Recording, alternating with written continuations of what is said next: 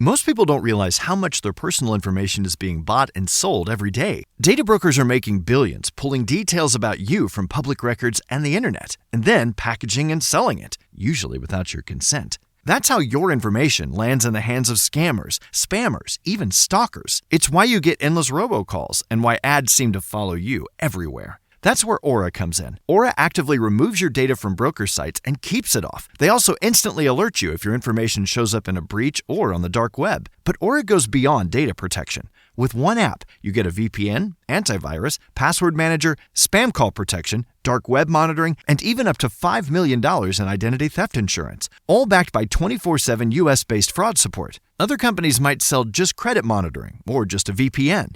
Aura gives you all of it, together, at the same price competitors charge for just one service. Start your free trial today at aura.com/remove. Protect yourself now at aura.com/remove.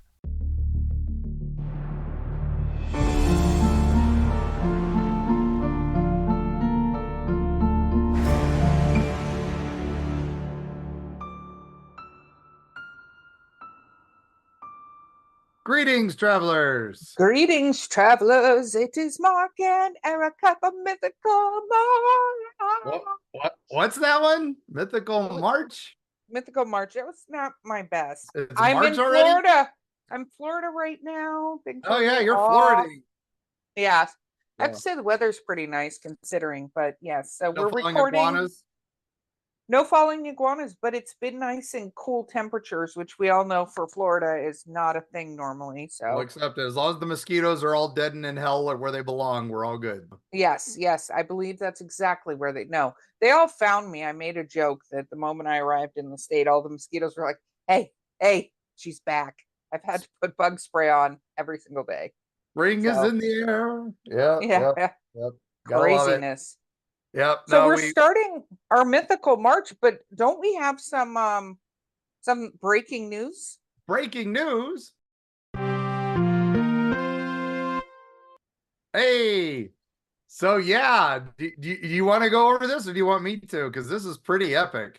I want you to go over it mainly because you sent me the story this morning and I was like, what the heck? All right. So, as reported in Newsweek, mystery disc-shaped UFO spotted by recon drone in the Ukraine. Wow. Ukrainian soldiers believe they spotted a disc-shaped UFO using reconnaissance drone.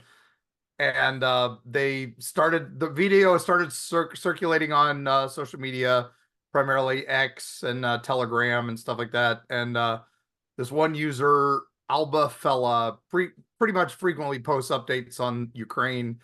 And his quote was, Ukrainian defenders filmed an unidentified disc-shaped object in the combat zone. And this thing, the video is pretty cool. They've had their army of drones for forever, right? Ukraine, that's the only thing that's keeping them alive at some point, during this whole invasion from Russia.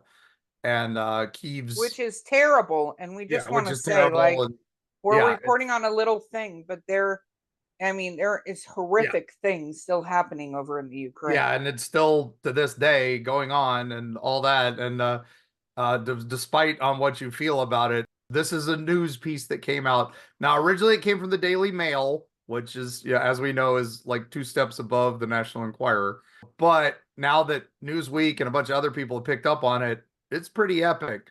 And it was captured by one of those heat vision quadcopters. And basically the vehicle they spot was flying like 500 feet above sea level. And it's about 30 miles away from the camera, but it's huge. And you can hear them talking. And one of them's like, why isn't he firing missiles at us? And the air soldier's like, what do you mean? And then he goes, holy bleep, what is this? Why isn't it moving? And one guy's like, I'm telling you, it's a UFO. It's staying in one place. And one guy's like, zoom in. It's standing still. And wow. And then one other guy's like, maybe we should ram it with the drone. Of course. That sounds like a good plan. That's always worked out well for us. The big thing with this is there have been numerous UFO sightings in this war, as there are in every war, that we don't know what they are. Most of them have been like a small objects like the size of a ball. It reminds me of the old Foo Fighter stories from World War II. And of course, the comment from the military on this is, I would urge everyone to remain calm, to ensure security, and the sky is covered with anti-aircraft defenses. So This thing was 500 feet above yeah, sea level. yeah, I would yeah. have thought your anti-aircraft defenses may have kicked in by the time this thing arrived. Yeah. But We'll I put the think, link in the notes, and you can look at the video, and you can listen to the Rush, the Ukrainian document, what they're saying real time. So it's pretty crazy. yeah, and I think I'm telling you, we've said it for a while now, Mark. I think we're really close to it coming out more. And Proper I mean, disclosure. Yeah, yeah, that's what yeah, we've been saying about the whole all the government quote, air quote there with my fingers on our audio podcast, the hearings we've had where they're yeah, saying things but not saying things. They're confirming things but not confirming things. It's ridiculous. It's theater, and they're doing this because I think something big is coming in the next half year, and then they can say, well, we tried to have things on this, but you guys weren't paying attention. And yeah. that's what this is all going to be. Agreed. Agreed. Because this is the same stuff they did on AI. This is the same stuff they've done on all these other technologies. And they've been doing this for centuries. And they're just playing the same game. Yeah, well, it's a way to do it without having to admit the fact that they didn't do it before, right? Yep. Um, But enough of that. But enough of that. We want to talk about something that is near and dear to my heart, Mythical. which are Yes. mythical things, but mythical horses. Yeah. Unicorns, Pegasi. Let's talk mythical horses. This is, I mean, you know about as much of these as I do. So, is there anyone you want to talk about first?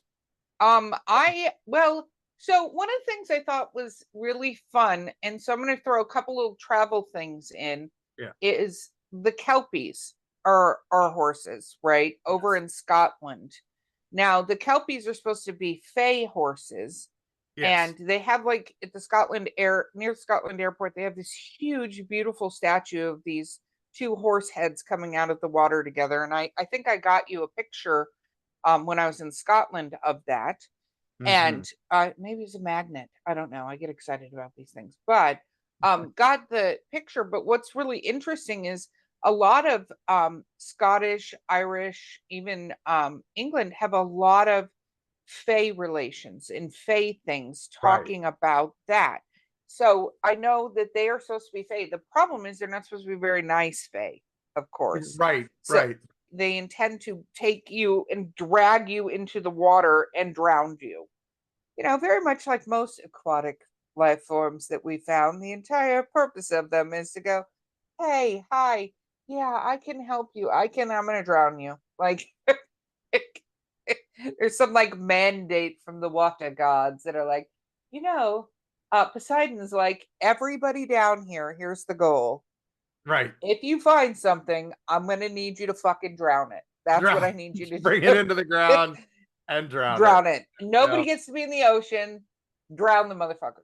Now, the big thing about Kelpies is that, they're big, and they're always black horses, right? They're not supposed to be any other color than black, but always in artistry, they always make it seaweedy and green, but they're supposed to be black. But on dry land, they're supposed to even be able to take human form, right? Yes. That's one of the things, because that's how they lure you into the water, is they'll turn into a pretty lady and lure me in. Or turn into a pretty boy and lure you in, Erica. So or they could turn into a pretty lady. I'm just saying, I can appreciate beauty across the genders, my friend. And all I gotta say is, look, there's a UFO in the lake, and then I'll go drown, and that'll be it. No, they're literally sometimes like, there's something we don't know what it is, Mark, but we'd like you to name it in the lake, and you'd be like, what is that? There, yeah. And then they go, and here's some Popeye's chicken on the way, and then that's it. You're done. That sealed the deal. I'm done. Yeah. With me, they'd be like, here's some lemon drops. What?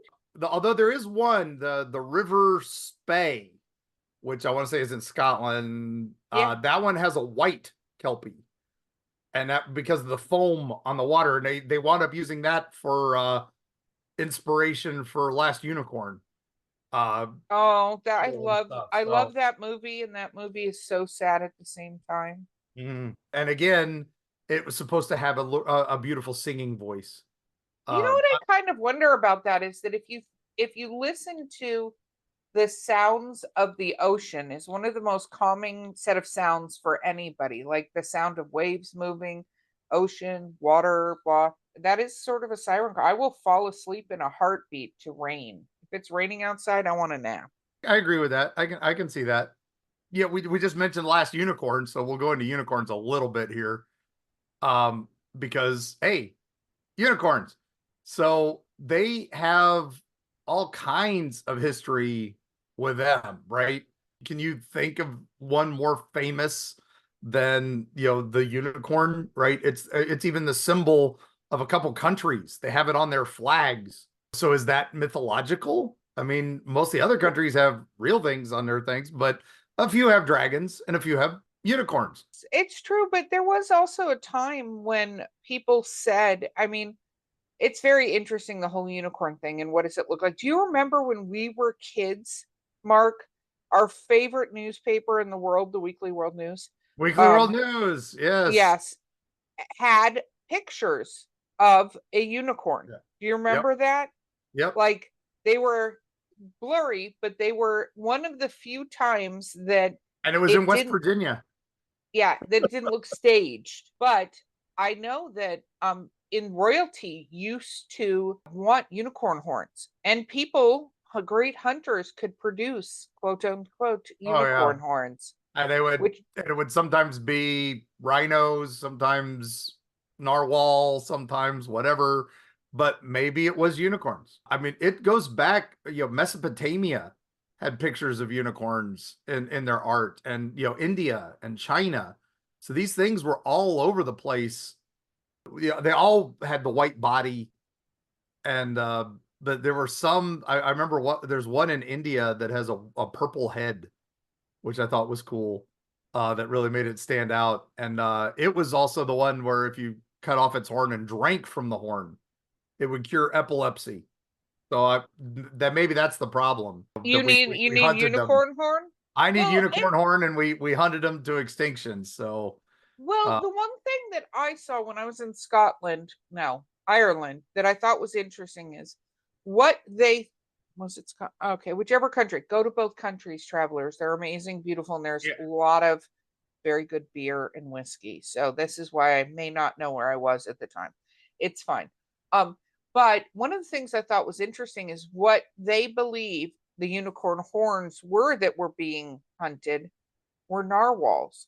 so many of the boats use unicorns at the front of their boats. So again, that's why the narwhal theory comes around. If we go from unicorns, Where are we going from unicorns? we have to go to Pegasus. We do. I think there should be a unicorn Pegasus, and so did Lisa Frank when I was a kid. Very much agreed with me that there should be a unicorn Pegasus. Now, speaking of Pegasi. Poseidon, he's the one who sired Pegasus, according to legend. Which is so weird because it's a flying It's a horse. flying horse, right? Yeah. Yeah.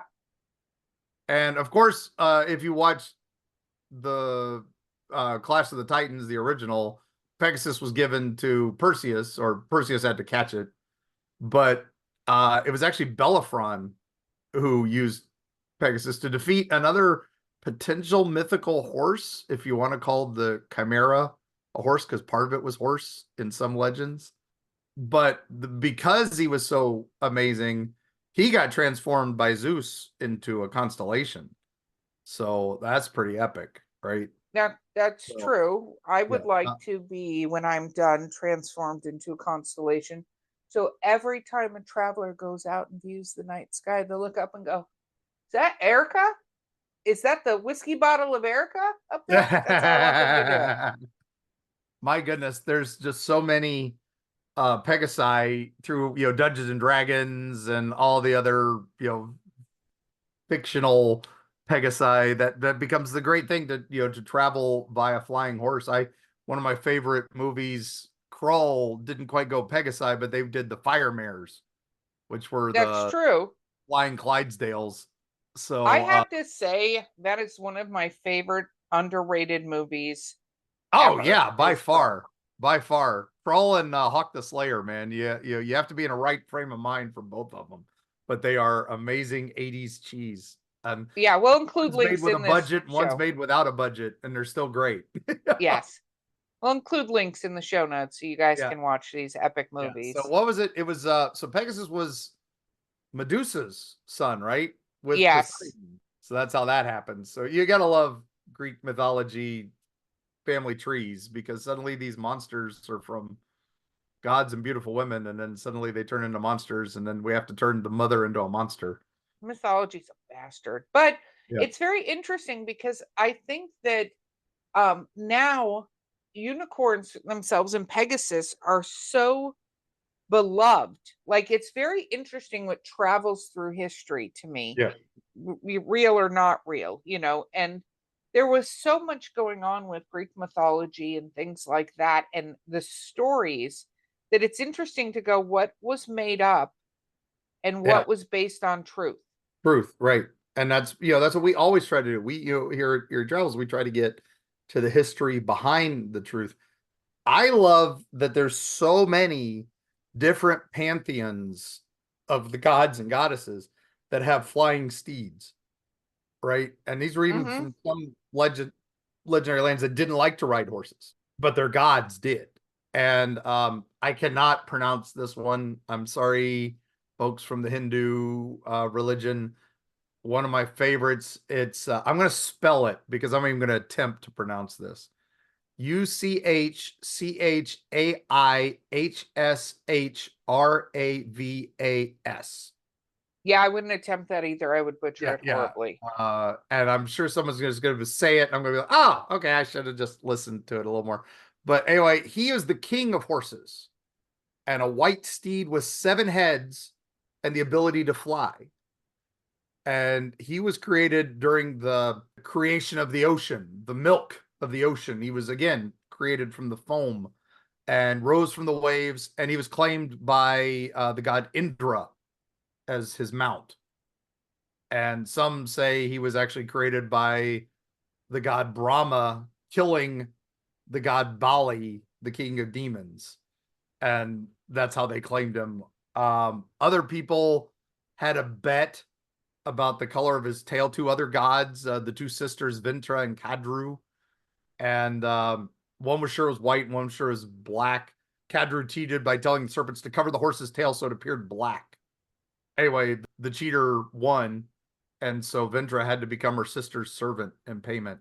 I love this just amazing idea of a bunch of serpents hanging off a 7-headed horse just to hide the color of its tail for a I bet. just want to throw out what that must be like I mean, how big must this horse be to have 7 heads? Yeah. Right? This horse would have to be huge. And then do the heads independently do anything? Like, because a chimera, It's you'd have to carry around an awful lot of feed bags. Like, travel with this particular horse would be kind of ridiculous because I'm assuming not, I mean, maybe some of the heads don't want to eat, but I would assume most of them do. And then, like, by the time you got the last one on, the first one would be, it's this. I'm just going to throw this out there. Seeing the horse, it would be magnificent and terrifying and mythical, but it's a lot of work. Like, yeah, animals with fiery hooves, for instance, right? Like you yeah. go, this is cool, but where would you keep them? You can't keep them in a standard barn. They burn it down every single time. And then we have another god who rides a horse, and that's our boy Odin. And his Oh, doesn't have 7 heads, but has 8 legs, and is the fastest horse ever. And that is was it Sleipnir?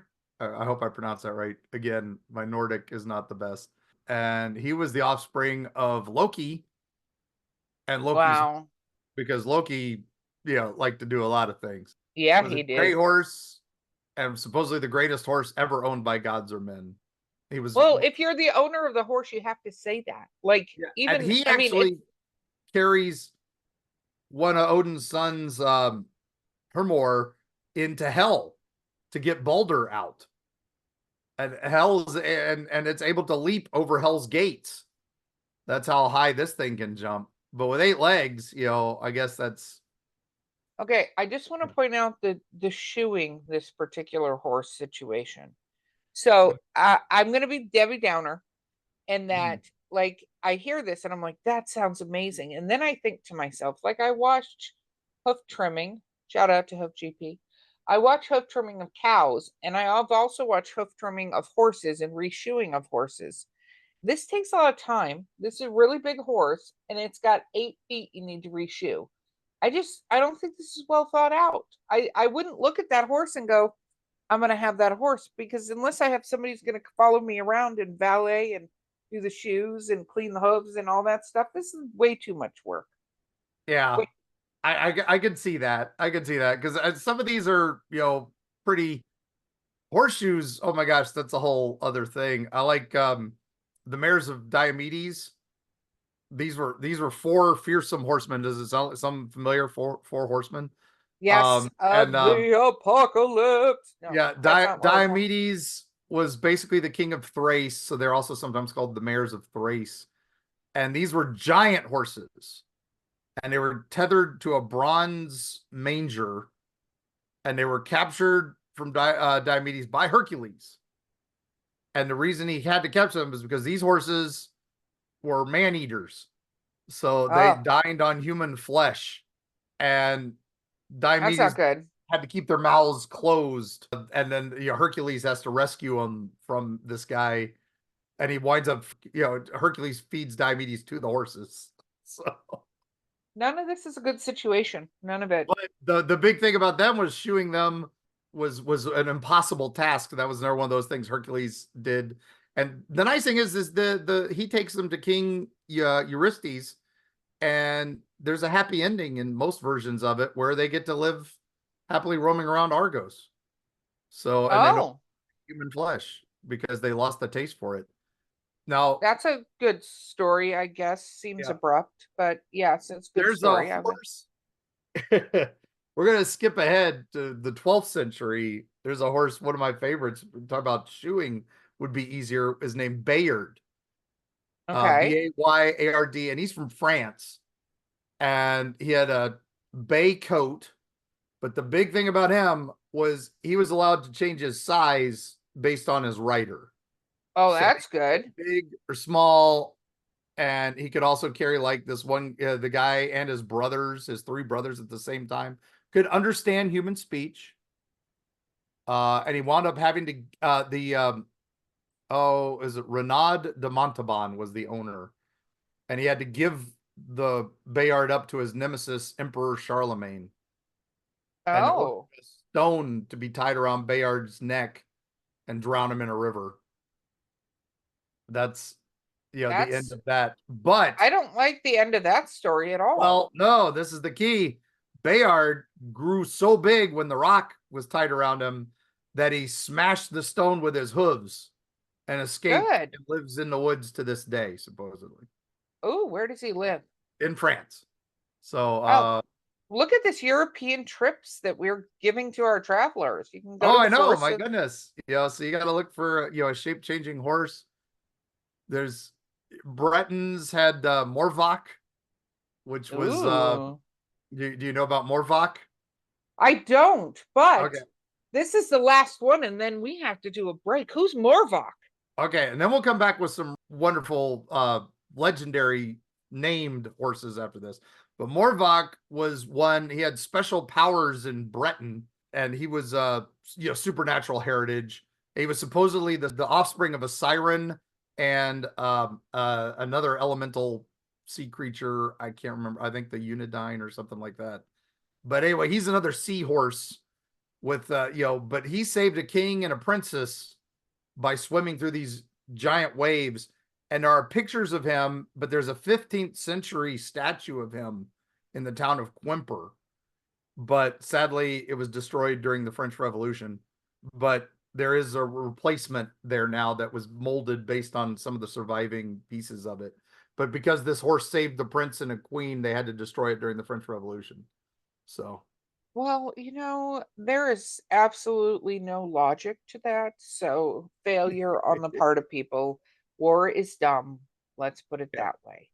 All right. So, I think on that note, let's take a quick break and let's hear from our sponsors.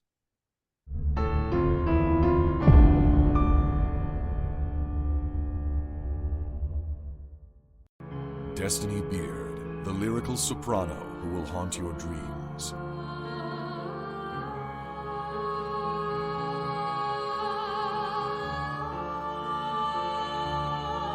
With her alluring melodies and intricate harmonies, this dark siren of wistful song shall capture your soul and lead you into the night. Check out Destiny's new single, The Haunting Is Over, with international musicians Sam Haines and Gary Bennett, as well as her other musical works at destinybeard.com. Greetings, travelers. Now available on Audible and other audiobook platforms, Eerie Appalachia. Join us, won't you, as we discuss creatures like the Popelick Monster, the White Things, the Snallygaster, the Wampus Cat, the Lizard Man of Skateboard Swamp, Bunnyman Bridge, and the Ohio Grassman. All these creatures and more await you if you dare listen to Eerie Appalachia, presented by Mark Muncy, History Press, and Four Horsemen Publishing.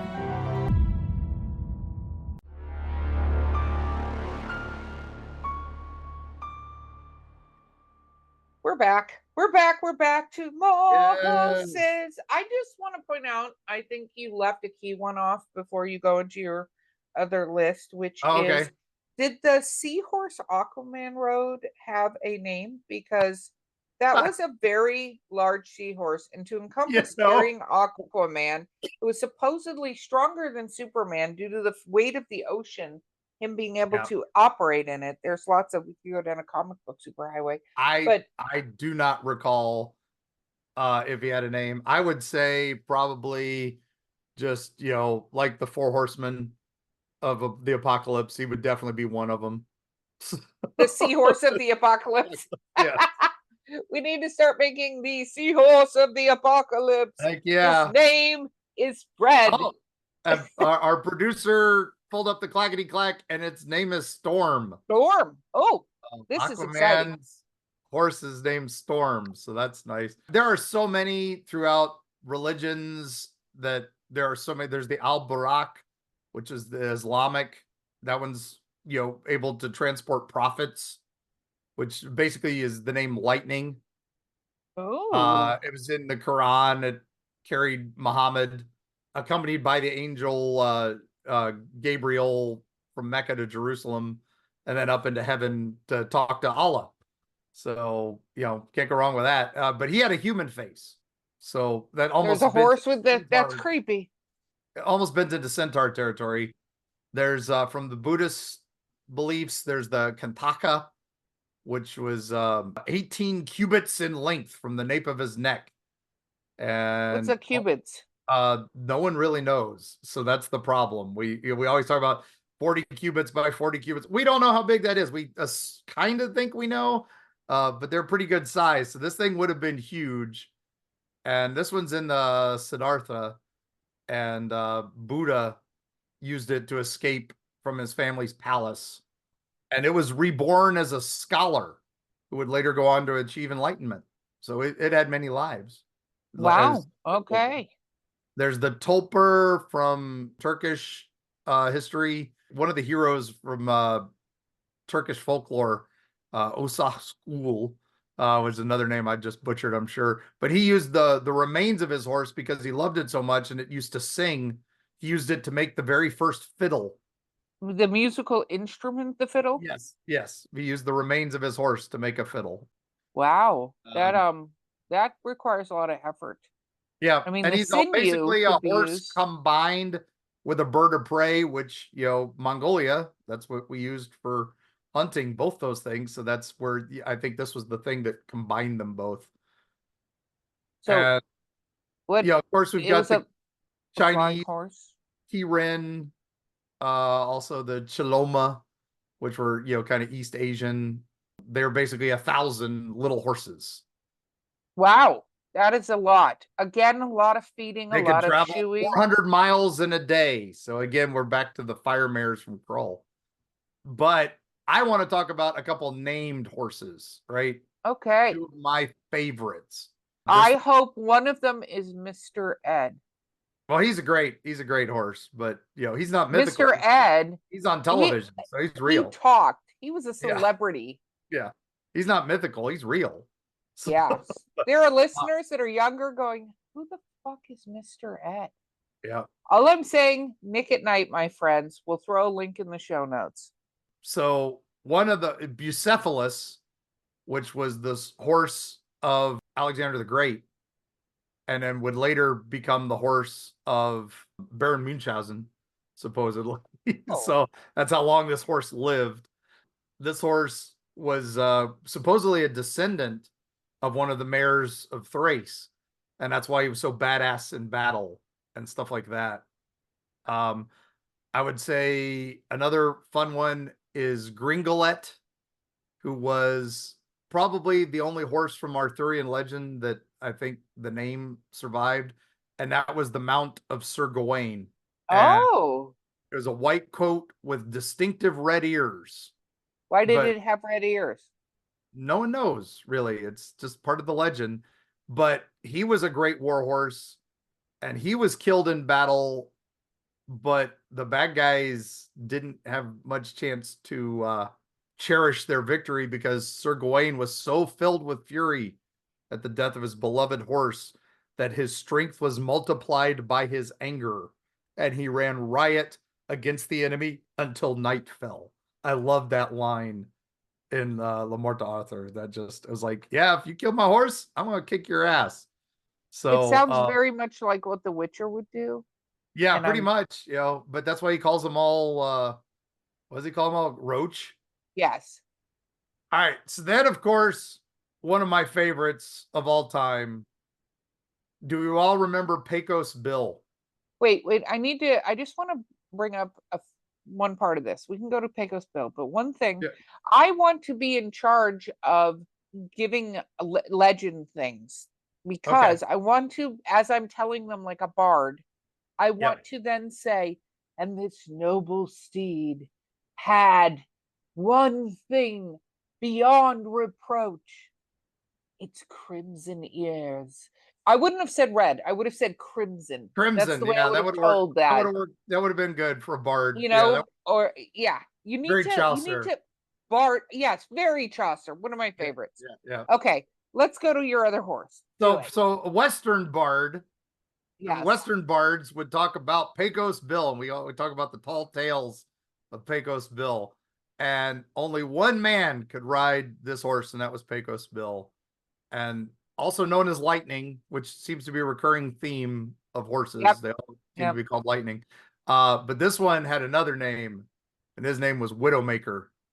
Ooh. Oh, yeah. And supposedly his favorite food was dynamite. What? So, dynamite. Wow. He's TNT. He's dynamite. Okay. That's how badass this horse was. Well, the horse is definitely taking the cake so far, but can it fly? There's a couple things I'm going to need to up its leveling. He had to learn how to ride it before he could ride a twister. Oh, of course. Before he could tame the twister. And Now, for our listeners who are listening overseas and going, twister, that's a tornado. Yeah, that's a slang term from a tornado in the Midwest and stuff. So All right, okay. So we have one more. Going to go back to Greek. This is from the Iliad. And the horse of Adrastus was this amazingly swift horse, thick, lustrous mane of black hair, and his name is Arion, Arion, and a divine creature. And can you imagine how this one was born? His mother was the goddess Demeter, and she turned herself into a horse to escape the affections of our good boy Poseidon again. And So she took refuge among other horses and pretended to blend in. But guess what Poseidon did? He turned himself into a horse and mated with her. So, and their son was Arion. And this was the horse that Hercules rode. So the son of Zeus rode the son of Poseidon? Yes. And Arion saved Adrastus's life at Thebes, carried him away from his enemies after the battle was lost. He's got a long history, this horse. Now, there is a couple real horses I want to mention before I get into our ghost story for this one, because I want to talk about ghost horse. I do want to throw this out when we're talking about mythology, okay? Yeah. Poseidon was a whore. Oh yeah. There. Oh yeah. And now we can move on. Okay. Now we can move on. We've got the Trojan horse, right? Oh, which isn't that a true story technically? We still don't know. The Trojan War is one of those, we thought it was fake, now we think it's real, and then we thought it was fake, and now we think it's real. It's one of those that's why history is not set in stone, gang, despite what they say. They didn't have smartphones back then, so there's no documenting whether or not. Could you imagine a Trojan horse now, the amount of smartphone footage that you'd get? Oh my gosh, yeah. It would be, everybody would be like, look at this great gift. Oh, crud, there's people inside and they're killing us. Yeah, it's happened. I mean, we're missing a lot of mythological horses. We're skipping all the ones that drive the sun. Apollo has a couple horses, and Ascalavar from Norse mythology has a horse. Or that is the horse. Aslavar? Yeah, that's the one that drives. I like that at least the Nordic myth, they knew that the sun was hot, so they had to put bellows on the chariot that the sun was to cool the horse's hooves as they run across the sky. So at least they thought some science with that. Yeah, they actually thought ahead. But the driver of the chariot's name was Saul. So hey, better call Saul. Yeah, exactly. And there's others. There's a bunch of Scottish horses that I'm skipping over their legends and stuff. I apologize, but this is too big of a topic for one thing. And of course, our four horsemen. With death, famine, pestilence, and that other one, war, that we already talked about earlier in our breaking news. But then we have the other four other horsemen from Good Omens. My favorite is Treading in Dog Turds. What? Yes, they're the four other horsemen. They're the horsemen. They knew all the good stuff was taken. So these four bikers in the book decide to ride with the four horsemen. They're going to be the four other horsemen. And they have to think of bad things. And one of them becomes all foreigners, especially the French. And then my other favorite is Treading in Dog Turds. And then another good one is Grievous Bodily Harm. Thank you, Terry Pratchett and Neil Gaiman, for some of those amazing things. But now, gang, I have to talk about a ghost that now when we were at MegaCon, I had the wonderful team of Phantasmagoria tell this tale for the first time dramatically. This is actually from the book Freaky Florida. So I researched this one pretty good. And we've got to kind of do a little way back machine here. You ready again? We've been all over in the machine this trip, but we're going to go to 1891. Okay. All right. And we're going to Ocala, Florida, where you're down in Florida. Yes. And Val lives close to Ocala, Florida. Lives very close. Our good friend Val, who was just at Pensacon with us. But Beatrice Moran, she wrote a book called The Tragedies of Oakhurst. And it was about a fictional town of Magnolia Center. And the author in the preface says this is based largely on fact, and the majority of the characters are from real life. But the bright threads of romance are threaded into a somber warp of truth. And it became a hit, but it becomes a scandal in Ocala because locals in the city recognize themselves in the pages. And they realize Magnolia Center is actually Ocala. So the legend is that her and her husband were forced from the town, right? The author. Beatrice Moran was a pseudonym. The author was actually Dr. Renee Snowden. and her husband was an Ocala druggist and was pretty famous and a chemist. And she released it in 1890 under that pseudonym to keep it from interfering with her work at the chemistry lab that she worked at. Now, the real move wasn't that she was forced out of town on a rail, but the fact was that she and her husband discovered phosphate in Dunellen, and they decided that we're going to invest heavily in that. So we're going to move to Dunellen. But the legend she writes about in this book is a place that was a real place in Ocala, and she writes about called the Oakhurst Plantation. Okay. Now, according to the stories of the place, the owner and the wife go riding one day, and the wife falls from a horse when a strange white mare bolts in front of them, and she Oh, dies instantly from the fall, and the horse vanishes. Now the what? husband returns to the home. He's so distraught. His lovely young bride has died, so he commits suicide like right after that. So This is not a good story. I don't no, love this is this not a story. happy story, but there's romance, right? So Oh, this okay. the book goes on for generations and generations, but every time something terrible happens, this white horse races up to the front of the plantation and snorts loudly.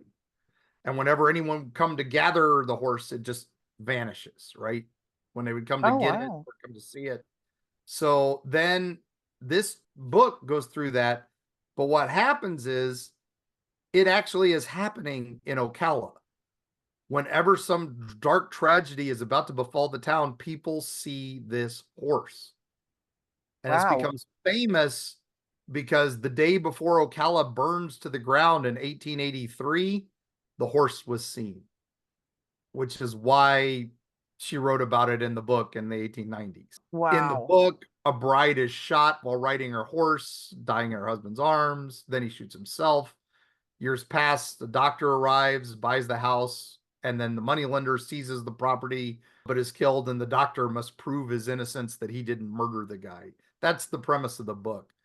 And the horse keeps returning again and again after tragedy and tragedy.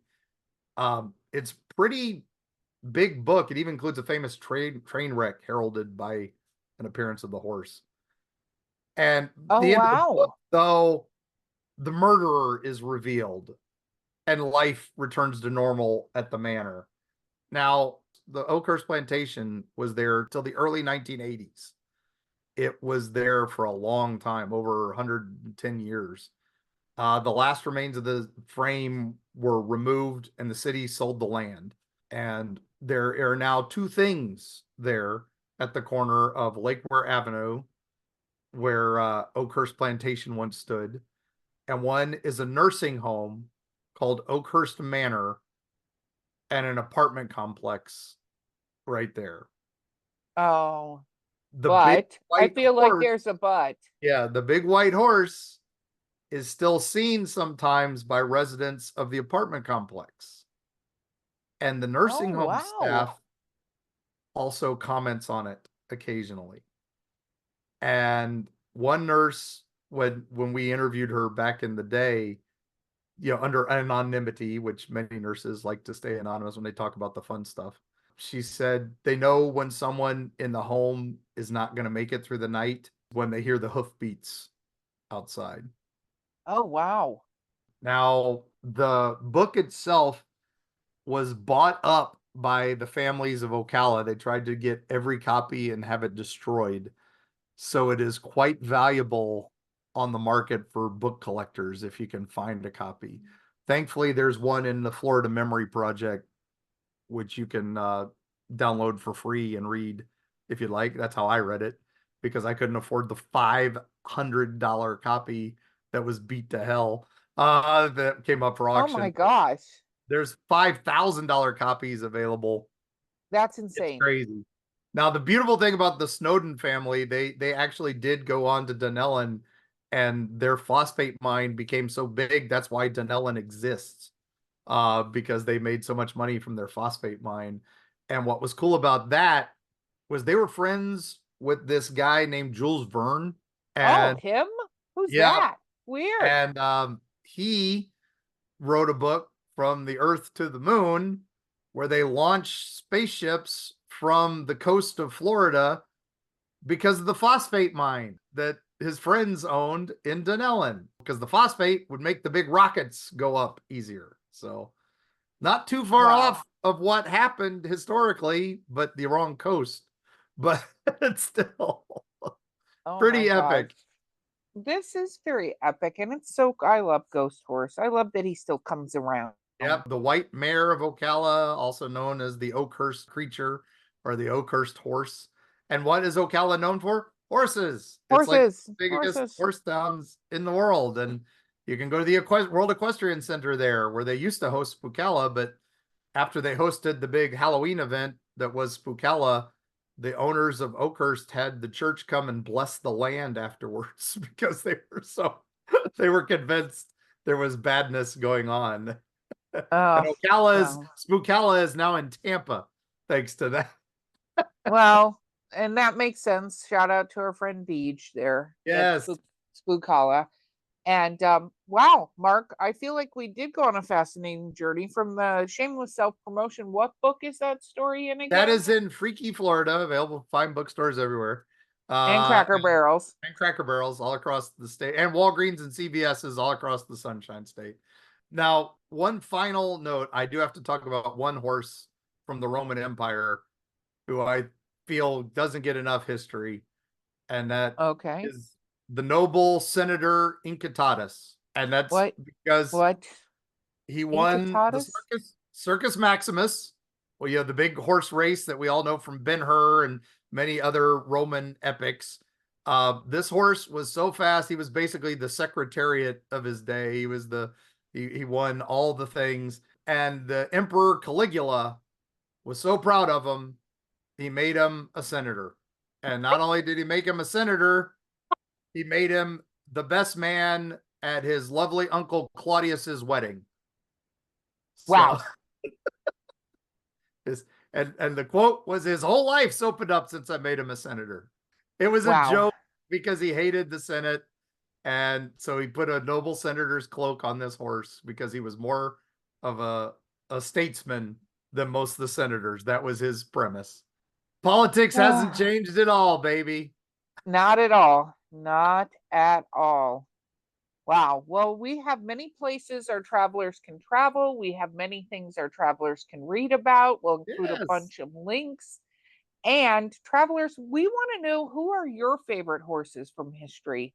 Real or imagined? We would love to have your feedback. And if you've had any ghost stories with horses or alien horses or things like that, we absolutely want to hear about it. So please don't forget to send us a message via any of the social media, on our Discord or in our website at eerietravels.com. And with that, Mark, take us away. All right. Well, again, thank you all for listening to this fun stuff. You can also, if you could, go to paranormalitymagazine.com and vote for us for the top 10 paranormal podcasts each month. You can vote twice a month. We appreciate that. And we like being on that list. And if you go there and you decide to get one of those wonderful magazines from them or any of their merch, just use the code TRAVELS, get 10% off. Lets them know that we sent you there. Now, we've got a bunch of events coming up. You can follow us at eerietravels.com. We're going to be at Frogman Fest, or we just finished that. And then we're going to be at the Georgia Bigfoot Conference in Dillard, Georgia. We've got other events coming soon, so keep an eye on it. And then on the Patreon, as you said, we've been doing the book club. We've been doing some other fun stuff. So we appreciate every Patreon. Thank you so much, all of you that are, helping us keep going. But with that, gang, I'm just going to say that, make sure you leave some oats and hay out for whatever mythological horse may be, roaming your property. Definitely don't try to get away from Poseidon. Just, find other ways to take care of business when he shows up. So, oh my gosh, I don't know where that was going. I was worried about it, so I should have stopped that, but I didn't, because we're worried about him, and I don't want to mess with Poseidon. That's why I don't go in the ocean, because we don't need him. I don't need that in my life. So Anyway, if you want to vote for your favorite horse for senator, please do that in the upcoming election. I shall say the nay, and we'll see you on the other side.